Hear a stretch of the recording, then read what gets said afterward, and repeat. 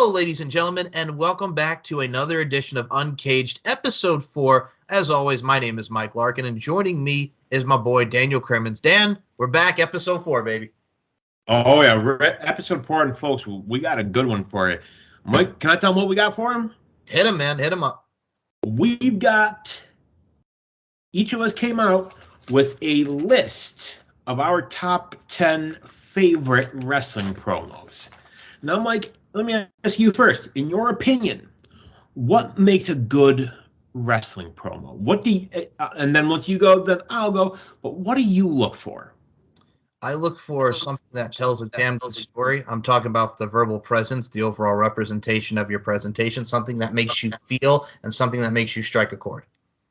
You know, I think the word that you said, feel. Mm-hmm.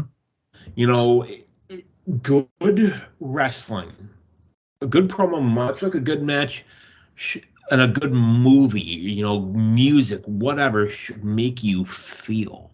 Mm. You know, whether it be joy, anger, like the right promo makes you want to see a heel just get their asses kicked. Like how many times, like you watch Ric Flair promos from back in, you know, the NWA and WCW days, when he's talking about a $15,000 suit or a $15,000 pair of shoes, and you see him just pick up, you know, take one of the shoes off and just chuck it. Yeah, I mean, these shoes cost more than your house. I'm wearing this, you know, $50,000 Rolex, the whole nine. It just, you instantly hate him because he's so braggadocious, and you just want somebody to smack him. And it worked. And, you know, I think that brings us right into our list. Mm-hmm. The list of the Uncaged. Can't call it list of Jericho because, you know, neither one of us has the name Jericho, but I digress. You know, you talk about braggadocious. That leads me into my number 10, because I did it in reverse order. Number 10, last year, set the wrestling world on literal fire. I'm talking about the MJF pipe bomb. Fire me, you fucking Mark. Like literally, like you wonder, you know, much like the CM Punk, you know, WWE pipe bomb promo from years ago, it makes you wonder, like, is this real? Like, I don't think he's supposed to say that. For me, like, we've seen him on, he's a New Yorker like we are, and from his stance too, I mean, the dude's got, we've talked about, you said it, generational talent. The dude has the mindset of like a hot stuff Eddie Gilbert, a rowdy Roddy Piper. That dude was pissed, rightfully so. We can see it from the rating side of things, how much he draws and how much he accumulates money for that company. So he had every right, and he was very justified and validified in what he said. Exactly. And not like, you know, MJF is somebody that is good and he knows it. You know, not to steal his phrase, but he's good and he knows it. Like, he's not somebody like a Phil Brooks who he thinks he's better than he actually is. Right. Punk is good. Don't get me wrong. But is he as good as he thinks? No. It's so funny. Back then, yes. Now, not even close. No, that's the thing. Like, I think about it too. Like, I was there the first night I saw him at the debut of ECW on Sci-Fi at the Hammerstein, where he wrestled Just Incredible into like the last of his career. It's so interesting because you see Punk from like, god dang, like 9 years ago, like 10 years ago, and then you saw him when he came back. It was a feel good moment, and then it just kind of went. You know what I'm saying? You know, and we see reports of him coming back, and you know this. I think Tony Khan, to his credit, realized he does not need Phil Brooks. He does not need CM Punk. CM Punk needs AEW. Well, that's the thing too. He ain't going anywhere else. If they were to cut him, would Triple H take him back? It's a tough one because he would do what's best for business, as he's always said, but also at the same time, that man has said some bad, horrible shit about him that he does not forget. You know what I'm saying? So I don't know. I'm thinking no. No, just from a locker room standpoint, like there's a lot of people there that don't like him. Roman Reigns doesn't like him. Seth Rollins doesn't like him. So I mean, hey. When you fucking buried like you see these stories about Roman, like he's a good guy. Like people like him. Yeah, that's the thing too. It's like he's helped out a lot of people when he was in the NXT UK with what's his face there, Stu. Ah, God, Yeah. it's just that stuff. You see stuff like that and everything that really shows him to be the locker room leader. It's very interesting. Like someone would have just a bad thing to say about Roman, but then again, this is Punk, who also got mad at Kevin Owens for wearing a T-shirt at a Ring of Honor event, wrestling in a T-shirt, for God's sake. Yeah. I'm like, Phil, it's time to call it a day. Like I kind of laughed when he said when he came back, I can't be the CM Punk I was 10 years ago.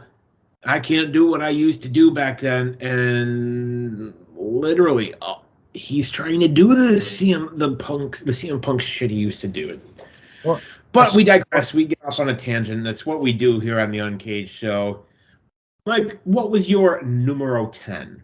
right, and that's the thing too. Like for me, as we go into number 10 here, we talk about making something feel. Now, mind you, this was mini. This was a mini feud for a few weeks, and this is why I'll say it right now. I didn't start watching wrestling. I knew of wrestling, but I really didn't start watching until 2002, so the start of the Ruthless Aggression era. So I've been watching wrestling for 21 years, and one of the things that really hooked me was Undertaker Jeff Hardy, the ladder match for the Undisputed Championship. Climb the ladder, kid, make yourself famous. But people don't realize like that feud started from Jeff Hardy talking about we're not extreme, we don't live for the moment, we're hypocrites. He drop kicks the Undertaker into Tommy Dreamer's vomit, and then we get the match, and then Undertaker talk about you ready to die in that same moment. Then we get the promo of my match to beat you, the ladder match, and I'm still standing after he beats him. So my thing would be that whole Undertaker Jeff Hardy promos in between before we got the ladder match. And I think also what that did is like that made Jeff Hardy a single star. Like, let's be real. Oh yeah, I mean, it was really interesting around that time too, because like late '01, they broke up the Hardys. They had that match at Vengeance, and then the month later they were back together. And then you see Matt and Jeff kind of just here, and then Jeff does this with the Undertaker. Then Matt goes over to SmackDown and starts the V1 gimmick. So I mean, it was an interesting time, but that made Jeff Hardy. That literally made Jeff Hardy. And now he's Yeah, the song says, he's faded away, and now he'll classify himself as obsolete. obsolete. Yep. And it's sad. Like that was my dude. He's been my dude since the first time I saw him. Like anybody, like yourself, anybody that loves Jeff Hardy, and I hope he gets the help that he needs. But god dang, man, as I'm talking about that moment and just so great moment that it was, it really stands the test of time as we're talking about it 21 years later. But man, I hope that dude gets help. Oh yeah, we talk about wrestling making us feel something. Mm-hmm. And I think my number 9, and this is recent, and for it to be something recent, it's got to be effective. I'm of course talking about Monday Night Raw this past week.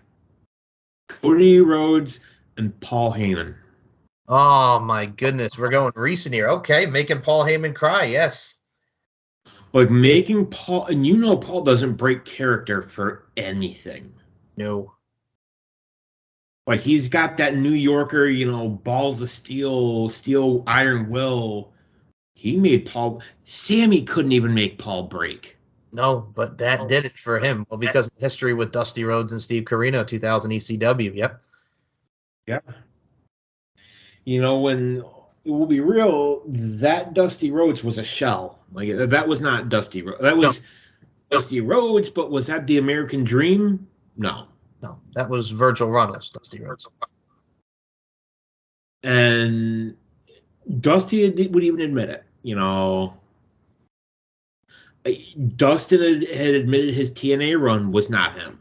Oh God, Black. And he never done it. Nope. What a weird time. But Yeah, that was the thing too. I don't mean to cut you off, but yeah, Black Rain with the Misty and the and the mouse and the fake wig, like black, and that was the thing too about that era that I also was interested in because you mentioned Dusty Rhodes there. Like Dusty Rhodes goes from doing that with Steve Corino, he's the director of authority for TNA, and then remember he comes back in 07 with Cody and he's facing Randy in the bull rope match. Like it was a crazy time. It really was. But you know what? To me, like that promo made you feel. Yep. It makes me even want to see Cody and Roman even more after that. Like it really, I'm invested. Oh yeah, like I want to see more where this goes. Like, I think you got like a generational thing. Like you've got, there's so many ways they could take this. Cody, has, he can say people think, when you're a name, you get everything handed to you, but he never had that. His brother never had that. Roman has been handed that. Mm-hmm. And I will tell you, it, I am more than excited to see where this goes. Granted, do I still want to see Sami Zayn somehow? Yeah, but you got 2 titles, you got 2 nights of WrestleMania. Fucking pick one. Okay, so we'll go into this. I know you brought this up on the TSK this week. So what we have too is you have 2 belts. We have 2 nights of WrestleMania. But the thing is, they're going with Sammy in Montreal because it's his hometown for Elimination Chamber. And as of right now, WWE looks to be that they just want to do Roman and Cody. They just don't want to do split the 2 nights, split the 2 belts. They just want to do Roman and Cody, which I'm fine with. But yeah, you also still Sammy is the one right now. You have 2 amazing guys and 2 feuds with an amazing champion in Roman Reigns. So it's interesting how people are gonna really take Cody after the whole Sammy match. I think, honestly, WWE gets a lot of crap for how they book their storylines, and rightfully so. But man, when they do it right, Mhm. they don't just do it right, they overdo it right. And I know you hear that and you think, how is that possible? You look at Daniel Bryan, the lead up to WrestleMania 30, who was it that year? It was a Was it wrestling. Cena? No, Yeah, it was Cena and Daniel Bryan at SummerSlam for the WWE title. it was supposed to be Randy and Batista at WrestleMania 30.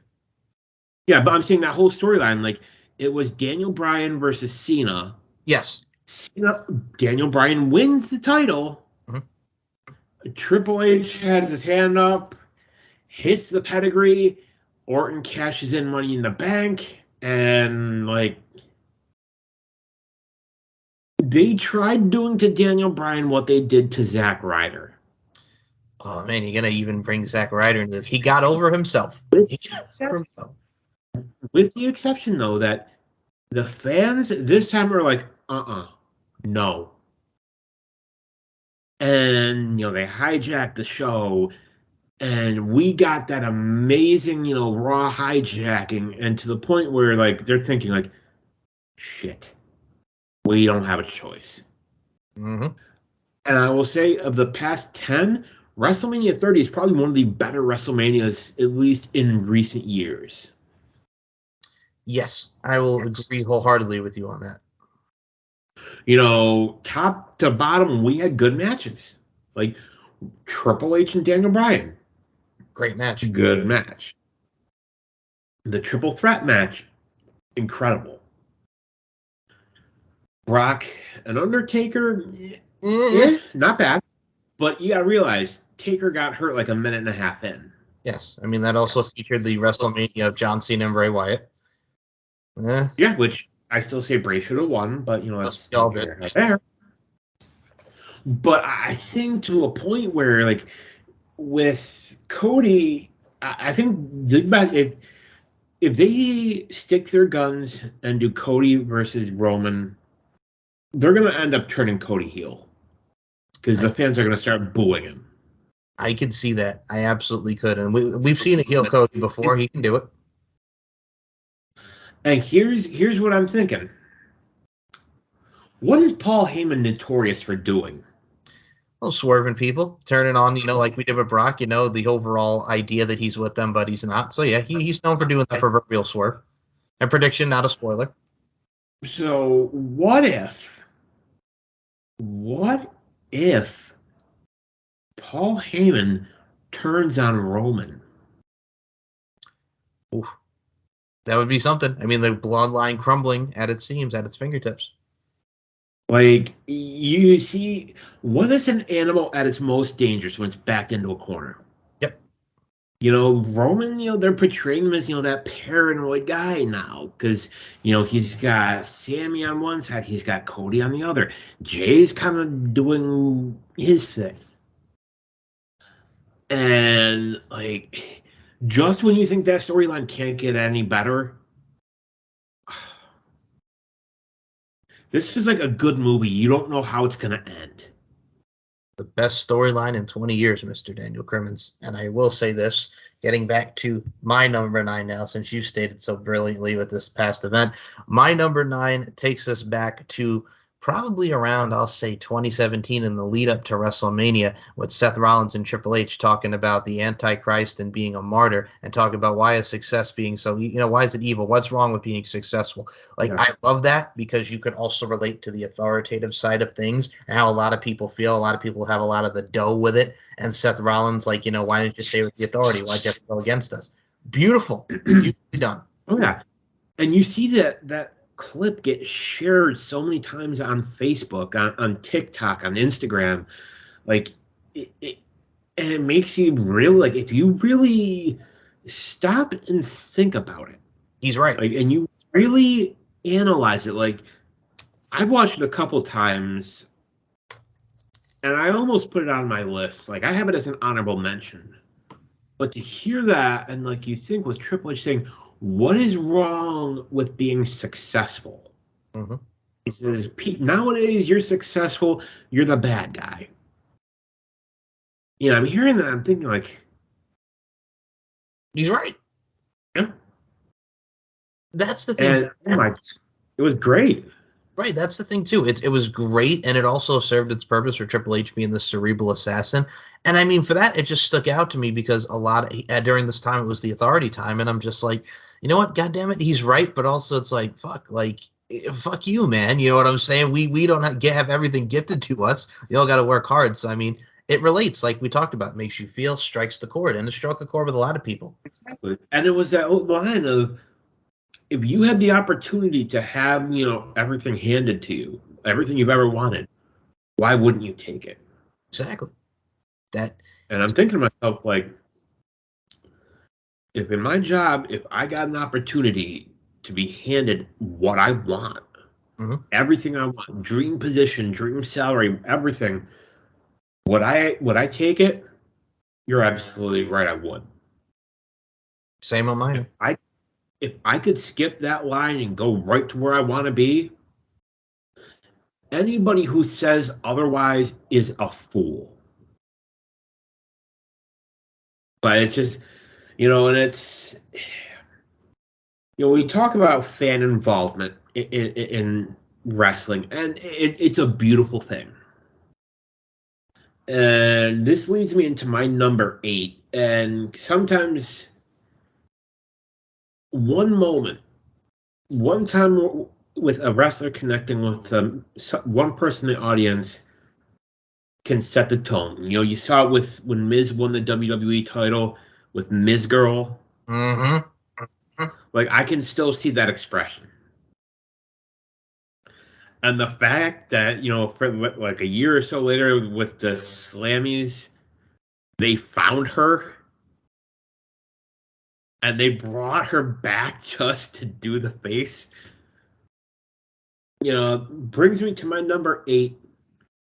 And we've talked about this promo before, you and I. This brings me back almost 30 years, 28 years, actually, 1995. ECW. A good man by the name of Cactus Jack. I'm talking about the Kane Dewey promo. Ooh, that is a good one. Which, folks, if you have not seen it, it is on YouTube. Watch it. And to me, Mick Foley does not get enough credit for being, as good as he was on the microphone. He was in the ring, wasn't bad, but as a speaker, he was incredible. He was like that whole entire promo. You want to cane a 7-year-old boy named Dewey? I saw that sign and what it did to him. It's doing this. Loved it. 3-year-old son. Yes. Basically saying, well, he said, my little boy comes to me and says, Daddy, I miss Atlanta. And he said, yeah, I know. And he said, nah, and I think to myself, why did I leave guaranteed money, 6 figures, for peanuts?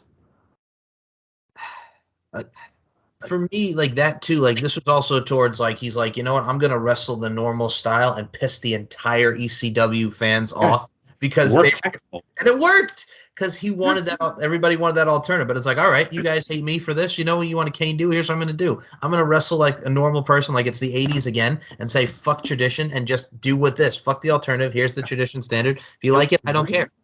It's great. It worked. And like his promos then, I would compare to Bray Wyatt now. That is a great comparison. Yes. Like, Bray, I think, people say, well, he's a modern day Undertaker. No, he's the modern day Mick Foley. And it's incredible. It is fascinating. It's really fascinating just to go back and watch them. And I've actually got a couple Cactus Jack promos on here. And just that one, just like the raw emotion. Like, if I were in the Performance Center teaching promos, that would be required watching. Oh yeah, I agree. And I think for me too, watch it, study it. Watch it, yeah. And that's the thing for me too, dude. And it's funny, I have to bring this up because this ties into where I have my number 8. I have a couple Mick Foley ones here as well. So my number 8, I will up you, sir. This takes us back to 2004. The Backlash 2004. I'm going to take Barbie. I'm going to gorge, and I'm going to love it. Mick Foley, Randy Orton going into that feud. That promo on Raw. That whole feud, that whole storyline does not get the credit it deserves. There was the thought of, well, can Mick Foley still go? Because he hadn't wrestled in 4 years. And that WrestleMania 16 match, let's be honest with you, not his best. No. When you think in 2000 at WrestleMania 16, he was hurt. He was. He was hurting. And he said, he was not in good shape. Physically, he just, he had the match with Edge that was later, wasn't it? After the Orton, it was. Mick and Edge was 06. So we had the WrestleMania 20 Rock and Sock Connection versus Evolution. Let's be real, most of that was The Rock. Yes, I was there in attendance for that. It was a great and cool moment, but that was all Rock Flair, Rock Batista, and everything. Yep. It was hard to watch. It was hard to watch. It was. I think, if I'm not mistaken, and correct me if I'm wrong, I almost feel like Jimmy Snuka initially was supposed to be part of that match, but physically he just couldn't, I think so, but yeah, he couldn't do it at the time, so they did that backstage segment with him and Don Morocco, like with The Rock, and they're all slapping hands because they were in the Hall of Fame. So yeah, they did a backstage segment instead. And I think Flair was originally supposed to wrestle Steamboat at that WrestleMania, but never happened. Because even Steamboat, hey, at least he came back and wrestled Jericho, and for what that wasn't bad. Still was one of the best matches in 09, Backlash 09. Go out of your way and watch Steamboat and Jericho. And it's another great one. And when we talk about Foley, I gotta go my number 7, another Foley, another ECW promo. The problem with being hardcore. Oh, yes. He talks about how he said, how Tommy Dreamer complimented him for being, hardcore and all this, and he says, that's all well intended, but he said, look at all the he lists all the hardcore guys, I forget the first guy's name, but like, Harley Race, Terry Funk, guys who, you know, give everything but are flat broke. It's not worth it. That's the thing too. You mentioned the legends, and I mean also at the time when he was coming from WCW to there, and like we talk about that style in wrestling, like the fans like that boo him. For me, like I love that era with him and Tommy Dreamer. There's him and Raven in there. There was a mixture of everybody, like you mentioned in the Terry Funk style. And around that time of the ECW, man, you could talk about him and Mikey Whipwreck as a tag champs and the feud with Public Enemy, the matches with Sabu, Barbed Wire. For me, just this was just another one of those things where it's like, God damn it, Mick, you're captivating me. And Tommy Dream, remember, he had gone from that pretty boy BS that he was doing to the innovator of violence, and he was really repping it here. Like, I'm ECW. This is what I believe. This is what I'm diehard. I'm not going to let you piss on what I love and what I'm all about. I loved it. You know, the phrase "pillars" gets bannered about a lot. With AEW, WWE. The Briscoes were the pillars of Ring of Honor. Just them. I don't give a shit about who else you think. It was them boys. Mm-hmm. And as an aside, I really wanted to put a couple Briscoe promos on my list, but God damn it, there were just too many of them to pick. Yeah, and I mean, mind you, they're outside the farm, but there's so many. That's the thing too. We don't need any of that cinematic crap. We just have to be right at the farm, cutting the promo. We them boys loved it. But that's a whole nother discussion for a Right? whole other time. Another time, yes. Soon though, anyway. But it's that promo of of Foley basically saying, we've given you everything, and what do we have to show for it?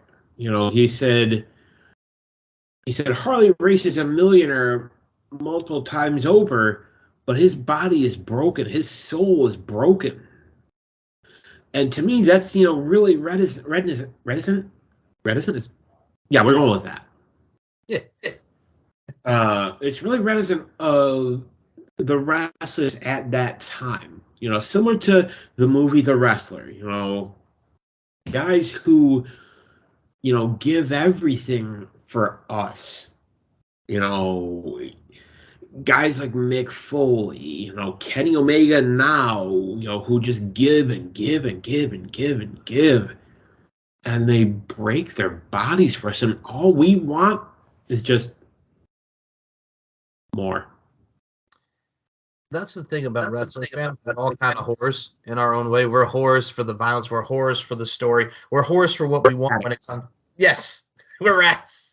But that's the thing, and that also it's funny. So I'm going to segue to this because my number 7 is also from ECW. It is someone who was also trained by the one and only Dominic DeNucci, and they can all kiss my ass. Shane Douglas throwing down the NWA World Heavyweight Championship after beating Too Cold Scorpio in the final. Talk about this is it, Dad, from the Harley Races to the Dusty Rhodes to the Ric Flairs. I'd christen this the ECW Championship, and they can all kiss my ass. Enough said right there, Daniel. Like, I remember, I'm a belt guy. I love my belts. I love, the history behind championships. And that one, by the time it happened, the NWA title was pretty much. Yeah. I mean, look at it now. Your world champion is the Funkasaurus. It's on a roll. Funkasaurus is on a roll. Yes, no. Hold on. I get why they did it, but Tyrus. It's Tyrus. All because WWE would not buy the NWA. Yep. NWA tried to sell, and Vince was like, nah. Nah, I'm good. I'm good. But that promo, like, knowing and just watching him looking at that title, and when he says, "This is it, Dad," and you're thinking like, "Oh God, what's he gonna do?" What? And just to see him just throw it down, and he didn't just toss it. He chucked it. Chucked it. Or he yeeted it, as the kids say these days. I still hate that word, but I digress. What was the word? Yeet. Oh, He had yeet. yeet. Yeet. But it just to see that and the react. Like, can you imagine if that happened now? Well, I mean, okay. So in the mid '90s, we had that with Medusa, with the throwing the title in the trash, and with Shane Douglas. Oh, if they did that now, everybody would lose their mind. Which the funny thing about the Medusa thing, like, I love that she tries to push that off on Eric Bischoff, and Bischoff's like, I didn't tell her to do that. Agreed to do it. Like he said, all I asked her was, "Do you still have it?"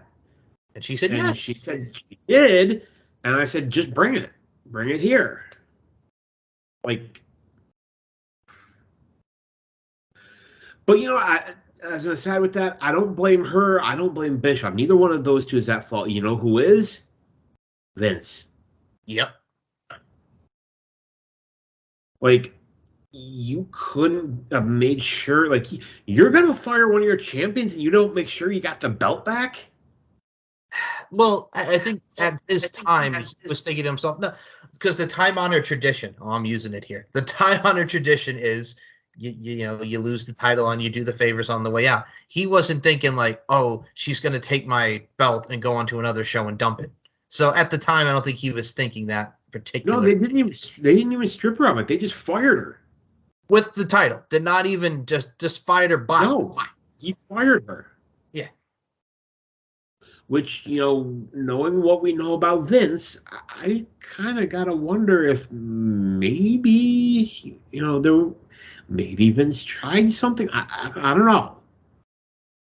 But we never got the full story with why she was canned. At least I don't think. No, they never said. Or for me, knowing how Medusa is, and you hear her in interviews, it might have just been the fact that she saw the direction where it was going, not enough emphasis on the women. Because remember, at the time, she was mostly feuding with like Bull Nakano. But I don't know. I mean, Great match, by the way. Great matches, absolutely. But at the same time, I think for her, like I love watching her and Bull Nakano. But who else was there for her to race? Bertha Faye at the time, like that was about it. Again. So what it was the women's division.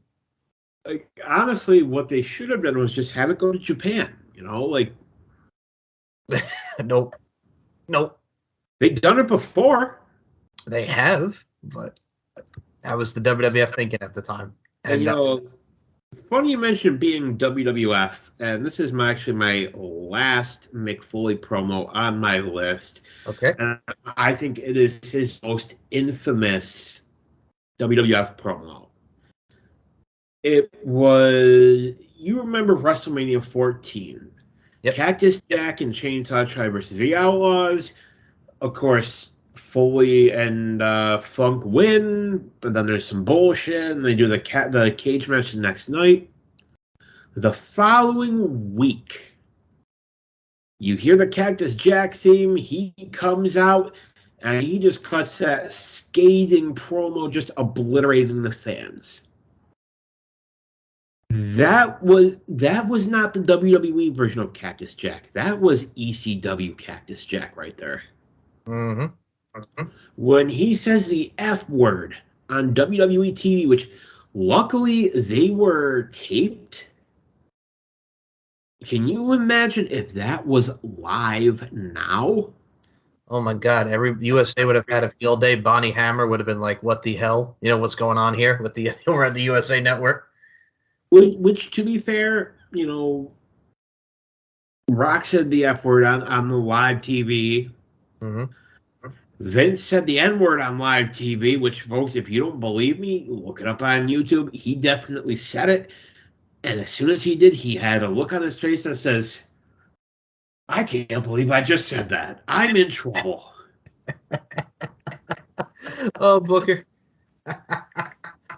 Oh, but no, like you're right there with me. I mean, for those who don't know what he's talking about, picture the image here. It's Mick Foley in the neck brace. It's him talking to the people and telling them that it ain't worth it anymore. You know what I'm saying? This is the last time you're going to see Cactus Jack on WWE His WWF exact television. words were, "It's gonna be a long time before you see Cactus Jack in a WWF ring again." Thank you. But And yes, you wonder, like, is did Mick Foley just quit?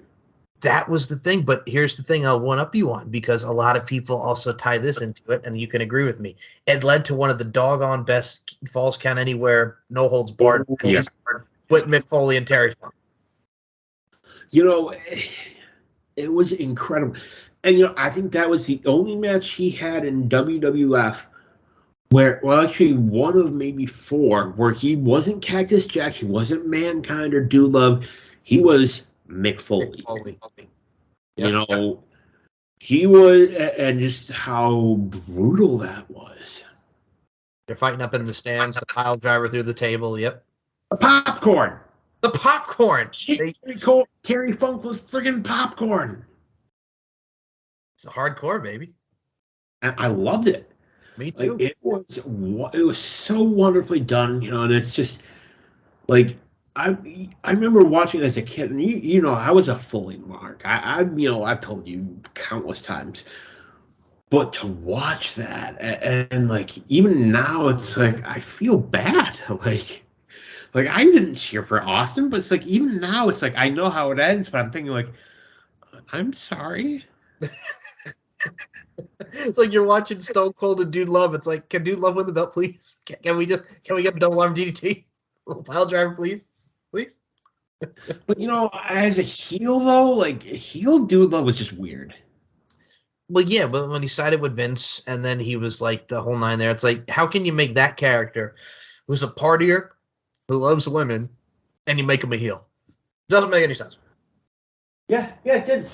And then when we get like we get the second Dude Love theme, which was just weird.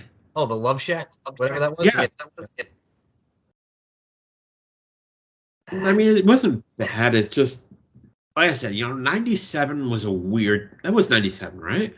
No, that was 98. Him and Austin and Unforgiven, that was 98. Well, I thought 98 was Hell in a Cell. 98. Yeah, that was the same year. He fought Undertaker and Mankind and Austin and Dude Love. Same year. That was June. Yes. This was in like April and May.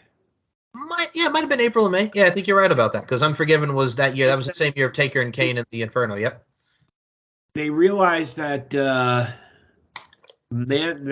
heel Dude Love was not working. Yep. And Vince probably just said, "Well, shit, make him Mankind again. Make him Mankind again, but he's gonna be a heel. We're gonna put him back with the Undertaker." Ugh. And we had arguably one of the greatest Hell in a Cell matches of all time. That's where we go with some of the greatest. Which, just as an aside, yes, why would you take advice from Terry Funk on that kind of match? Because that was his hero. Like, and if Terry Funk would have done the same exact thing. Oh well, he already got choke slammed out of his shoes in that match. For God's sake, the man got choke slammed out of his shoes. So there's actually a story about that, and it's actually a really cool story. Like when I went to see the Foley comedy show, which if you ever get a chance to go, because it's really that good.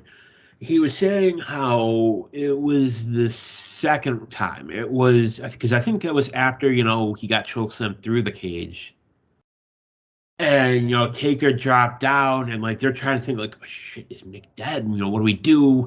Stall.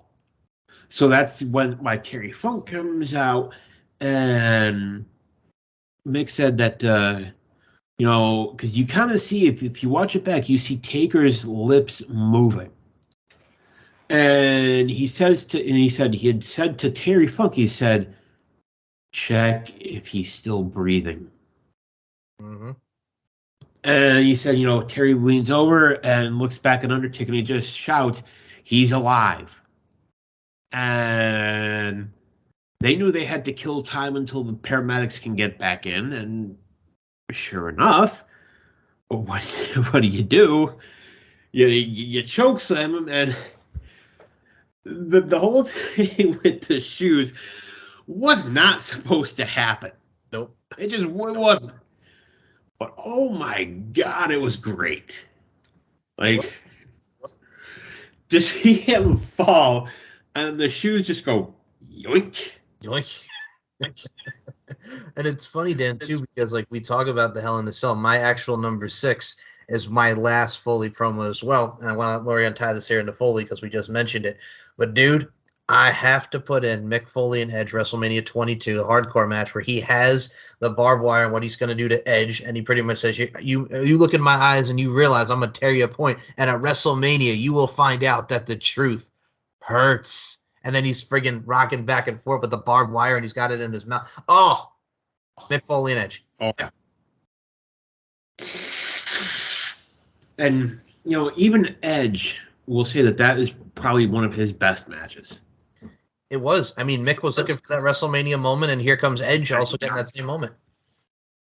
I think you look at WrestleMania packages and the history. We're nearing 39 years of WrestleMania, which is crazy to think. Like, and as an aside, with the talks of the WWE sale, like most of what potential buyers are wanting is that digital library. It's all the pay-per-views, all the shows, everything. And we have that iconic spot, the Lita lighting the flaming table and the spear through the ropes, through the table. Mm-hmm. That to me is like, you talk WrestleMania moment. Like, if you told me to pick out, 5 right now, I would say Foley and Edge. Brock breaking the streak, Kofi winning the title, Andre getting body slammed by Hogan. Like, that whole Foley Edge thing, they got along so well. And then what happens after that? Well, we had the tag team. Yes, then they become the tag team, the co-hardcore champions against Tommy Dreamer and Terry Funk at that one night stand, which was still brutal. And that cover by Edge on the Fuel McGillicuddy. Oh. And his facial expression. And the thing of it is, his daughters are going to watch that eventually. Oh, yeah. Oh, yeah. And they're going to look and they're going to say, Dad, what are you doing? What was this? It's Rated R Superstar. That's what it is. It's Rated R Superstar, goddammit. But no, that's the thing too. Everything that went into that moment, the "Oh my God" by Joey Styles, like that is what really set the tone for that moment, and that was why that was my number 6. Now that's my last of the Foleys. I have a good top 5 and some obscure ones in there. As do I. So Daniel, hit me with your number 5. Coming in at number 5, and I feel I had to put this on here just because at the time it was groundbreaking. I'm talking the CM Punk pipe bomb. Okay, first and foremost, it's funny how that comes about because it's funny how interesting that is. Like R-Truth, John Cena had that match at Capital Punishment where he lost due to soda in the face by a kid. Then the attitude adjustment, I don't want to talk about it. It was horrible. But then we get to the tables match, and R-Truth wins, and plus Punk gets involved. Then he sits down, crosses the legs. John Cena's all beat up and through the table, and just goes off. Buck wild. Y'all know what I'm talking about. Hey, Cole Cabana, how you doing? Just, you never saw anything like that before. They said air out his grievances, and he did. And they had told him that, hey, say what you want, and, when you go too far, we'll cut you off. And then the bully campaign came in, and they cut him off. That's why I want to know what he was going to say. I mean, they were pushing that Be a Star Alliance so much. I don't think they do it anymore. I think they do. Well, they do. They talk about doing some rallies and anti-bullying meetings. Like, you'll hear it every once in a while, but they don't really advertise it as much as they used to. It's not what it was. No. It's not. But at the same time, like what we saw in 2011, that man was leaving the company. He was ready to go bye-bye. We get to Money in the Bank. He wins the title, blows a kiss, puts it in his fridge, and then it's like, okay, there's no Punk, which led to John Cena winning, and then Punk comes back with the Cult of Personality for the first time ever, and that leads to the SummerSlam match. So it turned the tide for what a lot of people saw in 2011. It's something where a man was gone. He was not under contract. He wins the title, and he agrees to stay, and it was a time. That summer of Punk in 2011 was something. Oh yeah, and like I remember you still, and the way they did it, you know, which looking back at it now, as soon as Punk won, you had to be like, yeah, he signed. Yeah, he's good. But I remember, hearing about that because I didn't have, I didn't get pay-per-views back then because at 50, $60 a pop. Yeah. This is before the days of the WWE Network, which used to be available for $9.99. Yep. Thank you, Michael Cole. Yep. That whole thing was just like, I remember hearing about that, like, and I thought, oh yeah, Cena will win.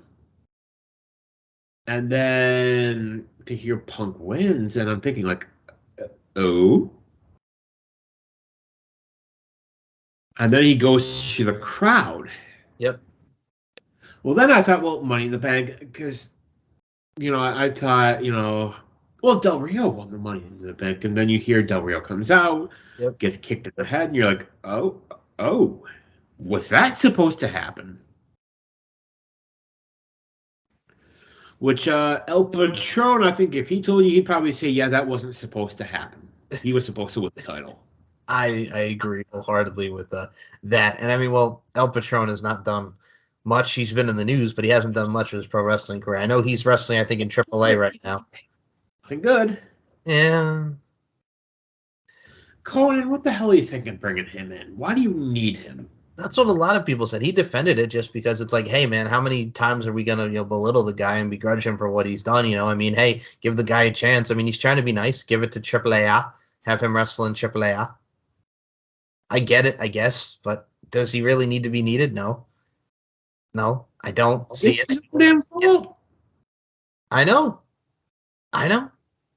It's the same with Ryback. Like Ryback, do you need to come back to wrestling? No, we don't want you, Ryback. No. Like literally nobody wants him back. Like Tony Khan won't even bring him back. He won't bring him in. That's maybe those guys that wrestle at like county fairs will bring him in. Oh, I'm sure some desperate local indie will take him in if they asked. If they said, "Hey, you want to have Ryback?" Sure. Some like rinky-dink indie would take him. How much do we have to pay him? Yeah, he said he'll do it for a bag of popcorn and a pretzel. Hot dog and a handshake. No, not even a hot dog. Not even a hot dog. Like overly salty, stale popcorn. Yep. That's the kind. Oh yeah. But that's the where thing. You take one bite, and you're just like, ugh. Yeah, exactly. But yeah, that's a good solid number 5. My number 5, I'm going to take a trip to AEW, early stages of AEW, from undesirable to goddamn undeniable. And it says it all right there. Cody Rhodes cutting it about Chris Jericho, silver spoon in your mouth, you dick. He calls him a dick on live television. Just that whole thing, the early stages of AEW, early Cody going in there with Jericho, it is a thing of beauty. Oh, yeah. It's funny. You and I, we've had our conversations. Cody Rhodes gets a lot of hate. Yeah. A lot. Yeah. And, it's, he talked shit about WWE when he went to AEW. Everybody did. Everybody Maybe once does. Hasn't. Yes, everybody still does. But would he go back? Would some of them go back? I think most would. Yes. Jericho, maybe he would. I don't know. Mox, I think, is one of the few who I don't see ever going back. Well, they give him a chance to do the slice and dice and gig himself, where we actually get a camera shot of him gigging himself on TV. So, hey, man, give me a gig, give me a razor, give me a blade, and I'm happy.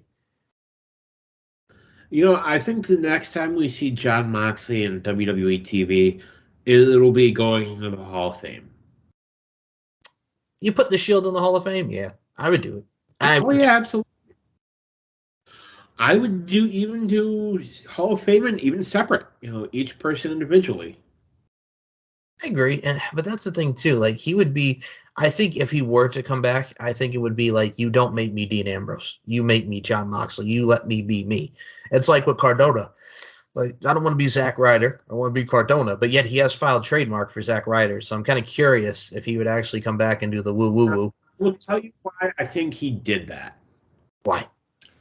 and it's genius. It's because it's business. Right. What was the fear with Cody coming back? Oh well, they're gonna make him be Stardust again. Yes. Which, if I'm Cody, I would have made one of my contract demands be that they burn every fucking suit for Stardust they had. Destroy all copies of the theme song. Just gone. Like, erase it all. But what Cardona's doing, when he signs, they can't make him be Mac. They can't make him be Zack Ryder because he owns a name.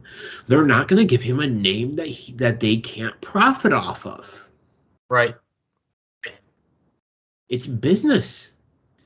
And it makes sense. And mind you, I think everybody knows him as Zack Ryder, but what he's done outside of the WWE auspices as Matt Cardona has really shaped up. And I know his girl, Chelsea Green, is back in WWE. She's doing like this Karen gimmick on Raw, which I'm looking to see how it goes. Yeah, I mean, she plays the part well. You know, it is what it is. Yeah.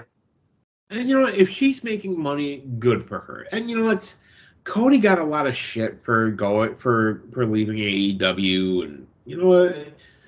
And this is my thing. You and I talked about this, and I said, as long as he's happy, That's the main thing. that's for him. Great for him. What I hated though was all these idiots acting like it was Hulk Hogan, elite, joining the NWO and turning heel, like they're burning their Cody shit, like oh he turned her back on us. No, the man got offered money, and if he wanted to go, he wanted to go. Leave it And alone. also, he even said that something happened there that he's not going to talk about it, but he had to go. And he went out as a pro. He went out as a pro. He confirmed that it was nothing between he and the Elite, that Kenny and the Bucks are good. They're fine. Personally, I think it was something between he and Tony Khan. All right. I don't know what happened. I like we all know, but I'm just gonna say it. It's Tony Khan, and I love the fact that he's passionate, and we've said this on the show many a times. But have you seen how Tony Khan behaves? That's all I'm saying. Not even that. I'm just saying. I think if I were to guess, I think maybe there was an argument there. You know, maybe words got said or whatever, and maybe they kind of both agreed that hey, maybe it's best that I leave. I go this way, you go this way, we're good. Yeah. And people try and create this drama. And as an aside, with Royal Rumble just being, not long ago, that picture surfaced of absolute Ricky Starks being backstage. Yes, he's contracted to AEW, but Triple H is probably looking at him and thinking, I wonder if I could just have my back to him and just talk to him. I mean, they're buds, but also at the same time, he's another one that I see eventually, not now, but eventually going to back to WWE. I think, and this is a thing, there is so much tribal, and I'm going to go off on a rant for a moment, and I hope you will indulge me. Okay. There is so much tribalism in professional wrestling. There's so much, where's this this person is, New Japan, this person is WWE guy or AEW guy. And when they go elsewhere, they get pissy. You know what? Life is so unpredictable. Look at fucking Jay Briscoe. 39 years old, dead. Hmm. And you know what? Did he have opportunities did he and Mark have the opportunity to go to WWE? There was a contract offer of people. Yep. They turned it down. Because they were It was happy. a couple of years ago. Yeah, they were happy just doing landscaping and working Ring of Honor. That was it. Because they knew that they wouldn't be able to do the chicken farm. If they went there, yep. And they've got young kids. They'd be on the road 300 some days a year. And that's the thing a lot of people don't look into when you see stuff like that. And I'll comment on the tribalism stuff. And I've always said this: stop with the whole you got to defend your brand. And yeah, if you like what you like, if you enjoy AEW, if you like WWE, if you like Impact, if you like MLW, if you like NWA, just enjoy what you enjoy. If you like New Japan, just enjoy it. It's so fucking stupid. It really is. Personally, I am happy for the talent. Like if maybe you're not things aren't working out in AEW. Maybe you try, Japan. Maybe you try, Impact or WWE. You got guys like Scorpio Sky not being used. Right. Why is he not in the world title picture? As an aside, we get the same. We have Miro, Scorpio Sky, House of Black, not regularly featured on AEW television.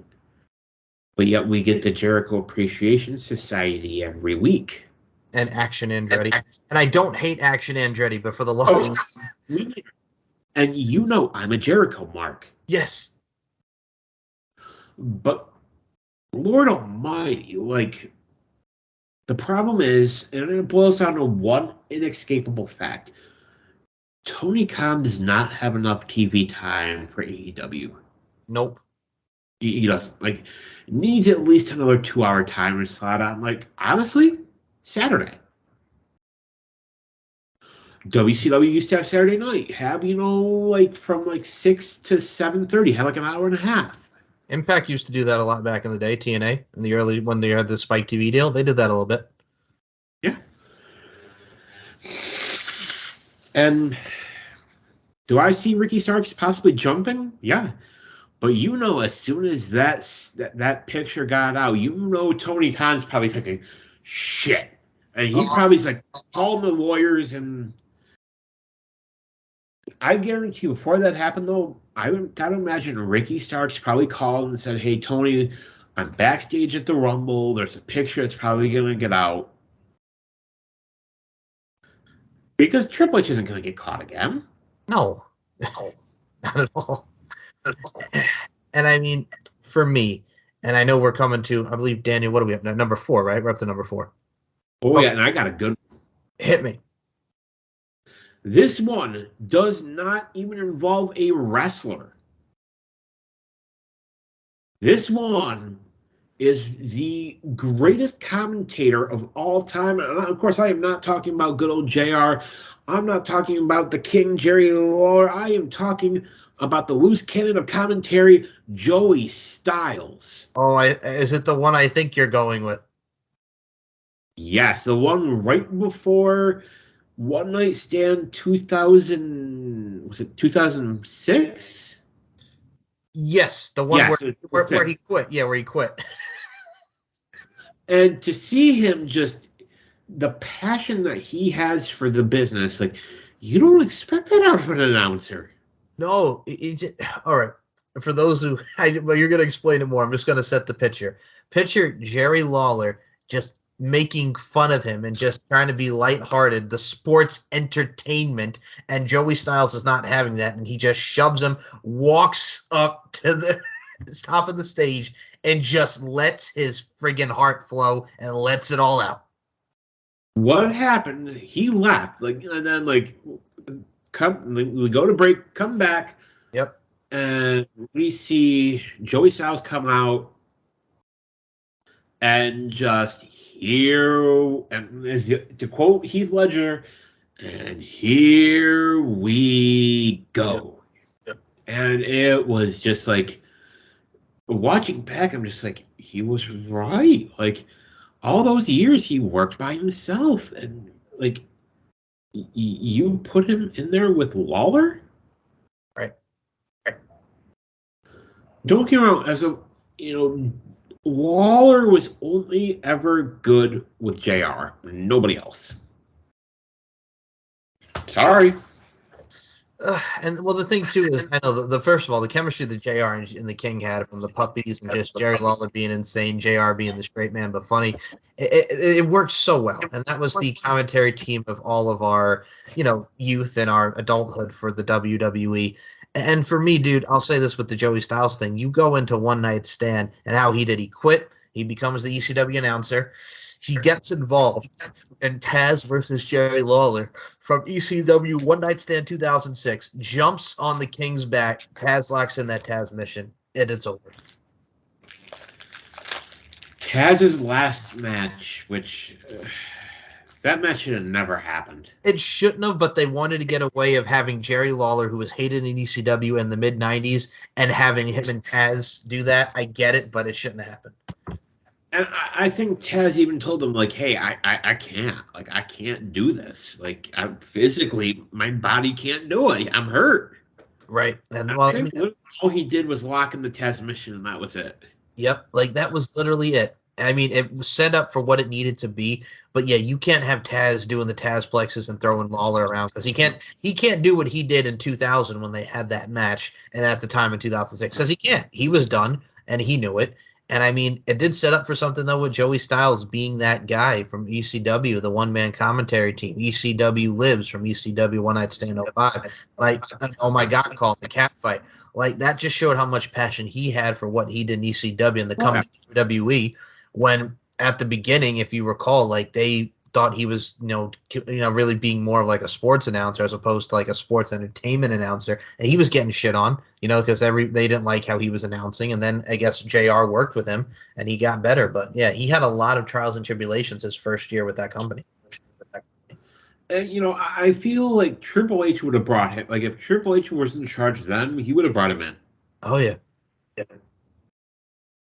that's Joey Styles. He's an icon. He is. And I'm going to say another icon, which brings me to my number 5. It is the promo between The Rock and Hulk Hogan to set up Icon versus Icon WrestleMania 18. You talk about headlining. You talk about sellers. You talk about WrestleMania. Well, how about one more WrestleMania with The Rock? And then that stare down. It'll be my pleasure to kick your ass. Good luck, brother, because you're going to need it. Not as much as you, brother. Rock bottom, Rock and Hogan, WrestleMania 18. That's my number 5. Nice. Not my number 4, excuse me. We're down to our final 3, but I feel like, we should do an honorable mention, like, and there's so many, like,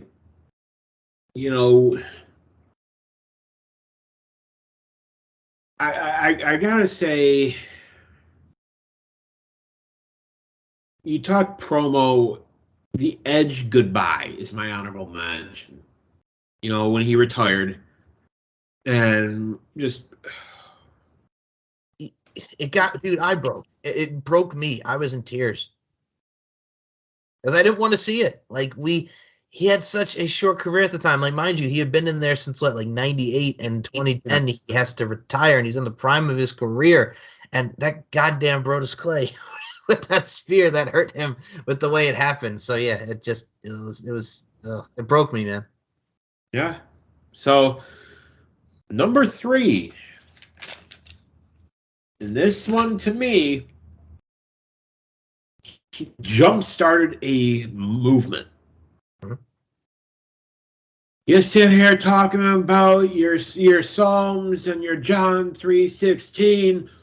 Austin 3:16 says, I just whipped your ass. Austin 3:16 from King of the Ring 96. It's legendary for many reasons, because at the time the curtain call happened, Triple H was supposed to be the original winner of the King of the Ring.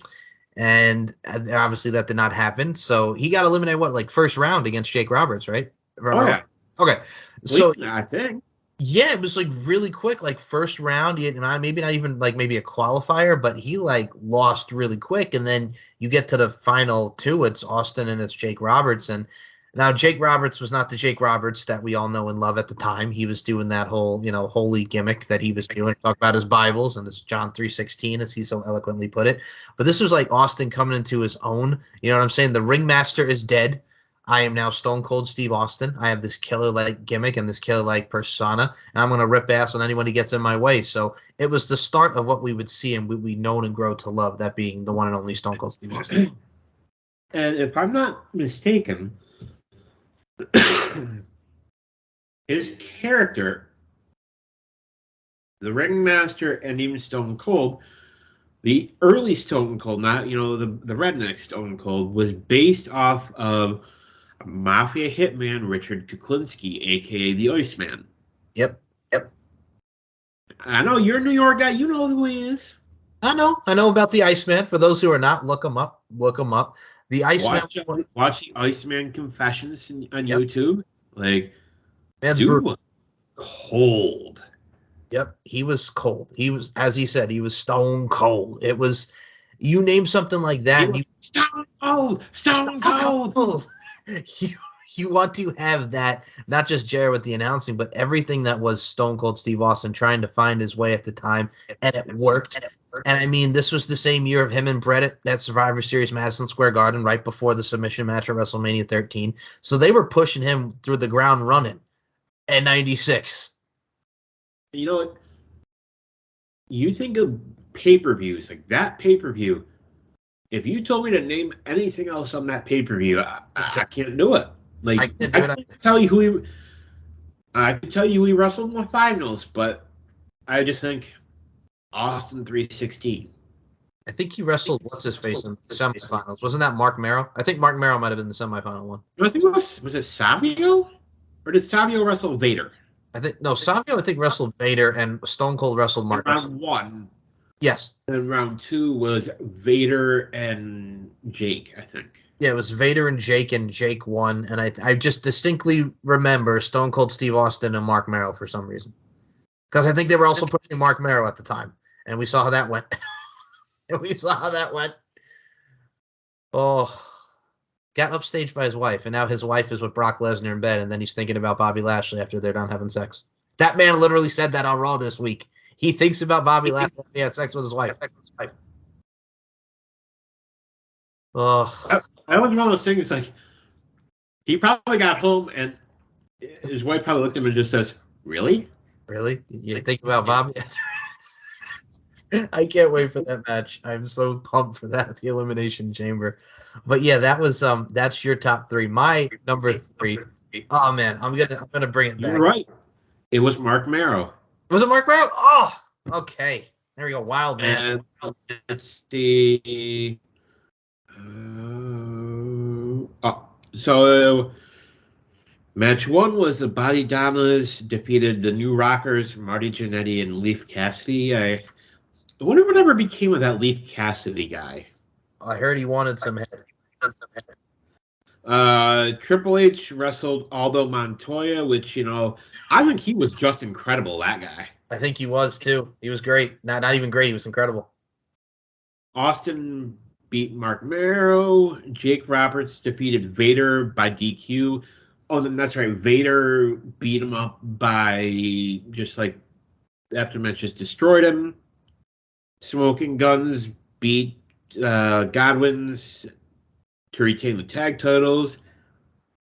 Warrior wrestled Waller, which I had no idea. I don't even. Oh, well, hold on. Yes, okay. I'm gonna break this how I briefly remember that. They brought it up briefly on the Self-Destruction of the Ultimate Warrior DVD, but also at the same time, that was like the one time. Remember, he wore like a baseball cap, the Warrior baseball cap. That was why. So you had Ultimate Warrior and Jerry Lawler. Yep, that rings a bell.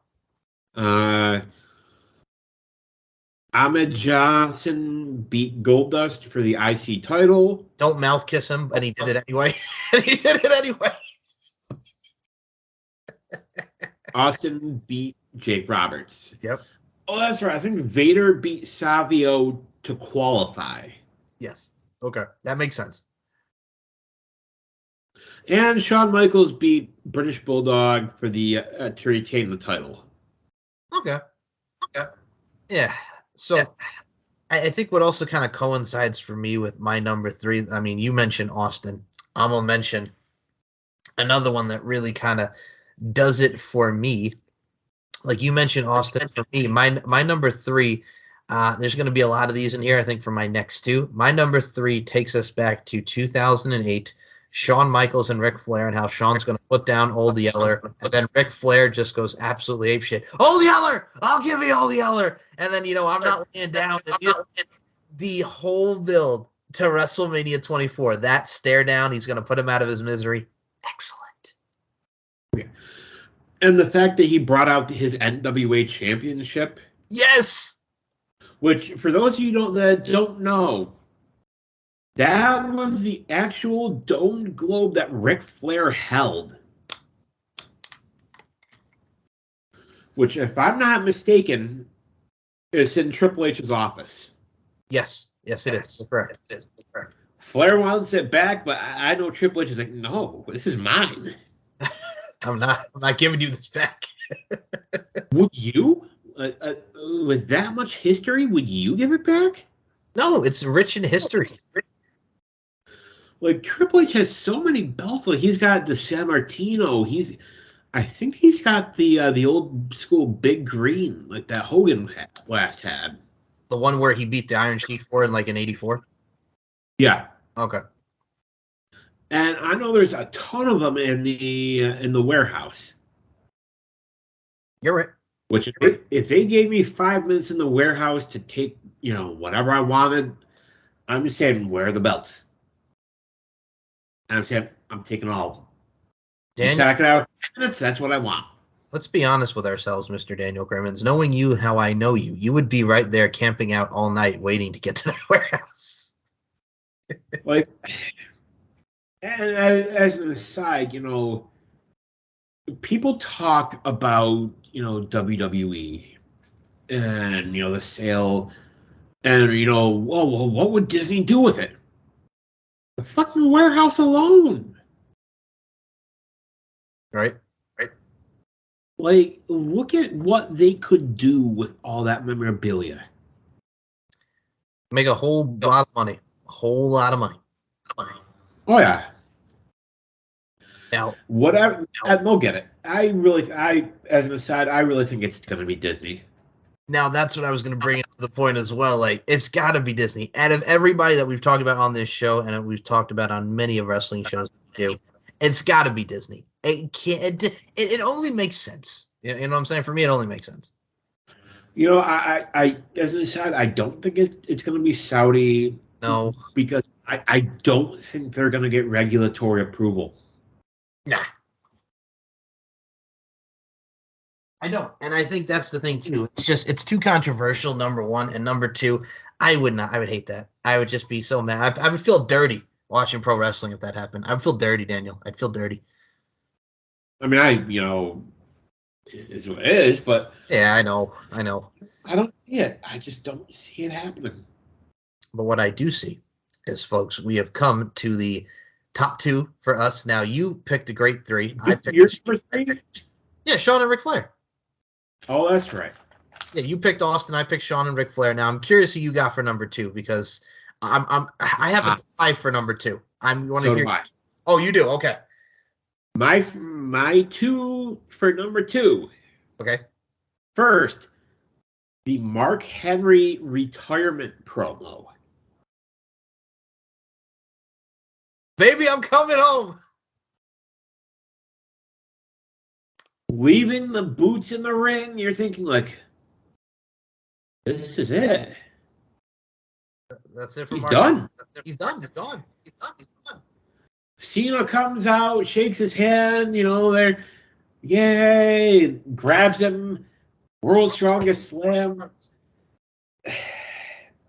That was a missed opportunity if ever there was one. And they have the match at Money in the Bank, and he taps out. That's where that led to. Vince, that was when you should have put the title on Mark Henry. It was not even a world's strongest slam. He's yelling at him. You think it's that easy? I got a lot left in the tank. And you feel, and Mark Henry's this monster again. And you want to see him win the title. And they don't do it. It was stupid. To quote Randall Orton, stupid. And this was the month right before Daniel Bryan beat him. So it's like, he could have, though. It should have happened. I would have loved to see it. At that timing, oh, yeah. Now, I'm curious, what's the other one that you have for your tie for number 2? Another recent one. Okay. This, and it also involves, ladies and gentlemen, his name is Paul Heyman. I am talking about the Sami Zayn Paul Heyman promo from SmackDown this past week. Oh, yes. With Sami basically looking at Paul and just saying, Paul, where do you think Jimmy's gonna go? You think he's gonna side with his, psychotic cousin over his brother who he shared the womb with? He said, me and Solo were getting close, and then what does Roman do? He pulls him in close. And does the whole, what do you think he's gonna do to you? What I loved about it is the facial expression of Paul, like, you know what? Yeah, he's not wrong. He's right. You could see just like the thought going in the process. Like, he goes from being like that cocky, braggadocious Paul Heyman, and then like he kind of like you just see his face, and it was perfect. Like it wasn't like an instantaneous. It was like a casual, like a. Yep. It's like at first he's like no, and then it's like well maybe. And look, like he's all basically saying Roman's backed into a corner, which makes me think, this is going to be a huge WrestleMania. What if you do a double? When was the last time we got a double turn at WrestleMania? Oh, man. Well, Hulk Hogan was facing The Rock with the heel. I mean, the crowd really did that. I mean, you could think of like Austin and Rock were both baby faces, and then he turns on him. But it's been a long, long time, man. Does Paul Heyman turn on Roman and help Cody? I mean, that's what Paul does. It's the swerve, man. Like, I'm really looking forward to how that really transitions, and I think we're going to see more layers of it this week. And I want to get to my top 2 here because I'm going to up you again because you have the Paul Heyman one, and you have everything that went into what you just went through there for number 2. Like, I love those, but my top 2 are both Ric Flair promos, and one's from WWF and one's from WCW. The WWF one, Royal Rumble, with a tear in my eye. This is the greatest night of my life. With a tear in my eye. This is the greatest moment of. I just love how he goes from being like way up here, Like, just being like, he's like, with a tear in my eye. And my other one was Greensboro, North Carolina for WCW. The Horsemen are all in the ring. And Eric Bischoff comes up, tells him he's history. You're a liar. You're a cheat. You're a no good son of a bitch. You're a no good son of a bitch. And it was just so good because of the heat and the animosity between him and Bischoff and the emotion of him winning the title at the Royal Rumble 92, my birth year. So I got to give him those 2 Ric Flair promos are my ties. And good picks, which, leads us into number 1. Which I almost think we may have the same one. All right. I mean, I have an old school one for mine. I want to hear yours first. I'll let you go first. Okay, I'll go first on this one. Ladies and gentlemen, Hard Times. Dusty Rhodes, 80s NWA, Bill Ric Flair, Hard Times.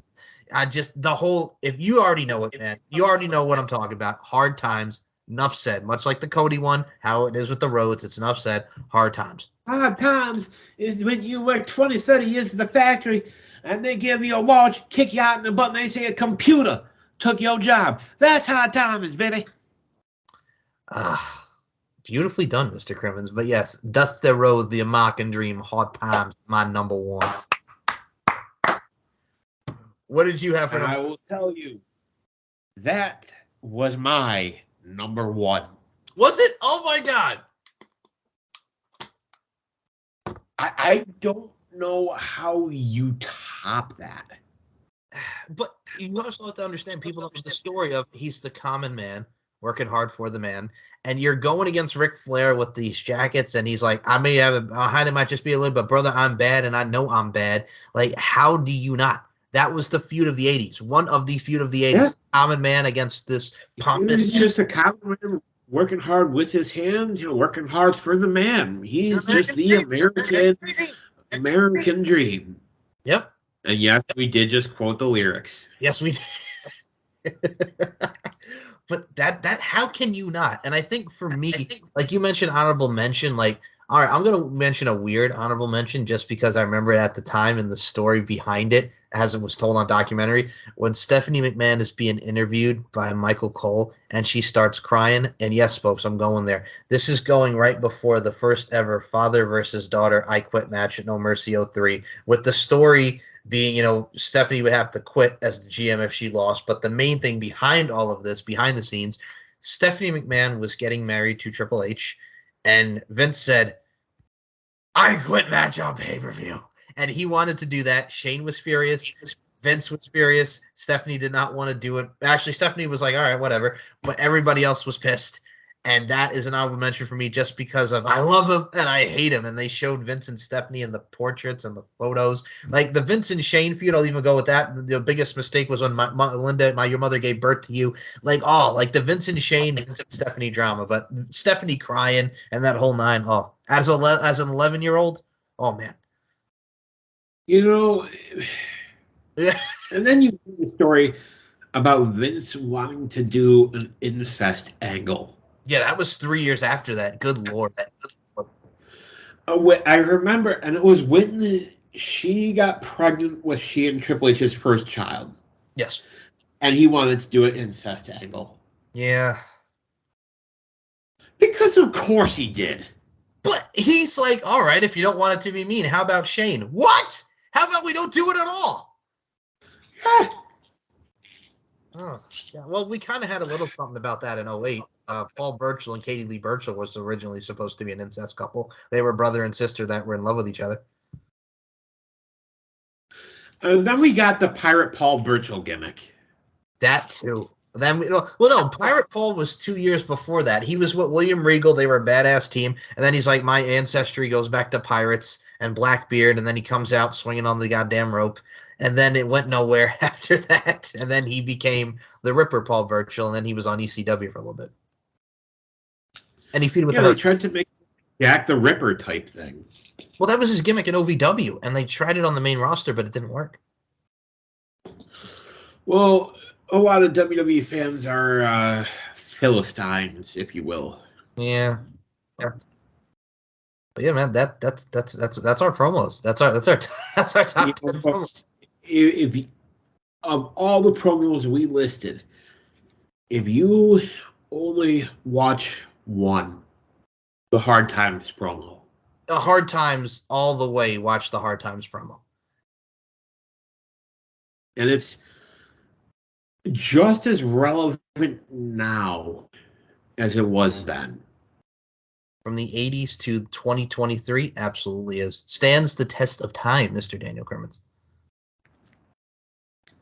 Well, let me tell you something, baby. That Hard Times, it stands the test of time.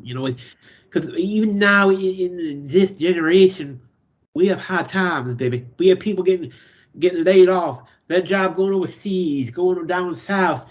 They don't have their jobs. Eggs is $7 a dozen. All I gotta say is, baby, all the whooping I'm going to put on you is shameful. Oh yes, We Sapphire and me a Sapphire. Yes, you were the $1 million man, and you wouldn't share my tail. Yes. Oh my God, I can't. All right, go back and watch Hard Times, and just watch Dusty Rhodes, watch Ric Flair, watch all the promos that we mentioned today, because Dusty Rhodes. Dusty Rhodes, baby. Oh man. Now I got to bring this up because we're about to be at the halfway point of Uncaged, folks, for our first season, Mr. Daniel Crimmins. And your topic is actually going to be our next one. We are going to talk about the evolution of the WWE video games. We're going to talk some of our favorite WWE video games. Yeah. You know, there have been a lot of good. A lot of bad. I'm looking at you, WWE 2K20. Oh, there's going to be a lot of wrestling video game talk, but yeah, I'll get mad. Never fixed that bullshit. They gave up on it. They gave up on it, but also at the same time, I've seen other worse video games. Crush Hour, anyone? For those that remember WWE Crush Hour, which was not even a wrestling game. It was Twisted Metal, but with wrestling, Yeah. with wrestlers.